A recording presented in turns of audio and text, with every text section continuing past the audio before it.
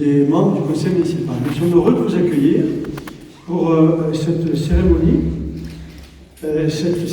qui est hautement symbolique.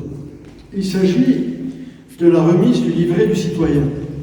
Le livret du citoyen, c'est un document que je vous recommande de parcourir, il se lit très rapidement, et je vais donner quelques éléments qui figurent à l'intérieur. Mais surtout, on va vous remettre votre première carte d'électeur. La carte d'électeur vous permettra désormais de participer aux prochaines élections, aux élections européennes qui auront lieu le 9 juin, et à toutes les élections qui suivront, élections municipales, élections présidentielles, etc. Le fait de posséder une carte d'électeur est un élément important. C'est symbolique pour certains, mais je peux vous dire que dans certains pays, il y a beaucoup de personnes, beaucoup d'hommes et de femmes qui aimeraient pouvoir disposer de la carte d'électeur, qui se battent pour pouvoir disposer du droit que la démocratie offre, le droit de choisir. Le droit de choisir ce qu'on veut et le droit de choisir ce que l'on ne veut pas, de dire oui ou de dire non. C'est très important. Et je vous demande, quand vous lirez ce qu'il y a dans ce livret du citoyen, de bien avoir présent à l'esprit ce qui se passe dans certains pays, où les hommes et les femmes se font tuer tous les jours, pour pouvoir s'exprimer librement. Nous avons la chance de vivre dans un pays libre, où chacun peut s'exprimer. Je voudrais vous rappeler quelques éléments qui figurent dans ce document. Il y a les principes fondamentaux de la République. Les principes fondamentaux de la République, vous le verrez, c'est d'abord la Déclaration des droits de l'homme et du citoyen, qui date de 1789. Il y a ensuite le préambule de la Constitution de 1946 qui rappelle les droits des citoyens, vous le verrez, puis la Constitution de 1958, la Charte de l'environnement de 2004, et puis les éléments du Code civil qui rappellent les droits et devoirs des citoyens à l'égard des autres. Le principe de base de la République, le principe de base, c'est la liberté, l'égalité, la fraternité. Et il y a bien conscience à l'esprit que, disposant de carte d'électeur, vous devenez citoyen à part entière. Bien sûr que même sans la carte d'électeur et même avant d'avoir 18 ans, vous aviez le droit de vous exprimer. Mais maintenant, vous pourrez vous exprimer officiellement. La liberté, c'est d'abord la liberté d'expression, la liberté d'opinion, le droit de penser et de dire ce que vous voulez. Nous sommes dans un pays où on ne va pas en prison quand on dit ce qu'on pense, enfin, sauf débordement exceptionnel, bien évidemment. La liberté d'opinion et d'expression. La liberté de culte. La liberté d'opinion, la liberté de culte, ça marche ensemble.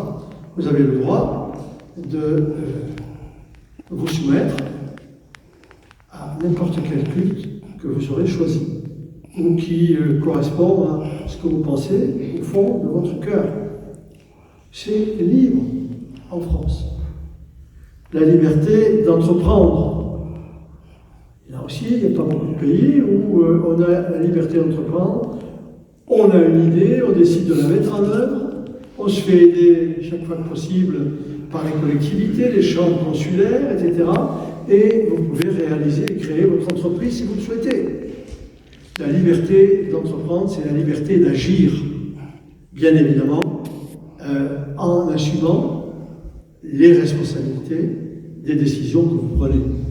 La liberté, je viens d'en parler, aussi de se syndiquer. Quand il y a la liberté d'opinion, eh bien cette liberté d'opinion, elle peut aussi se traduire par un engagement syndical tel que vous le concevez, tel qu'il correspond à vos pensées les plus profondes, à votre philosophie. La liberté, c'est une chose, il y a également l'égalité, les principes fondamentaux de la République. L'égalité devant la loi, l'égalité devant le suffrage, l'égalité de vote, égalité des sexes. C'était des choses qui n'existaient pas, qui n'étaient pas formulées de cette façon il y a quelque temps. Et puis l'égalité des chances. Voilà des principes de base qui doivent vous permettre de réfléchir à l'ensemble des droits qui sont à votre disposition. Liberté, égalité, mais aussi fraternité. Et la fraternité, dans notre pays, elle est basée sur la solidarité. La solidarité qui est un principe fondateur du bien vivre ensemble. Ensuite, fraternité veut dire donc solidarité, entraide.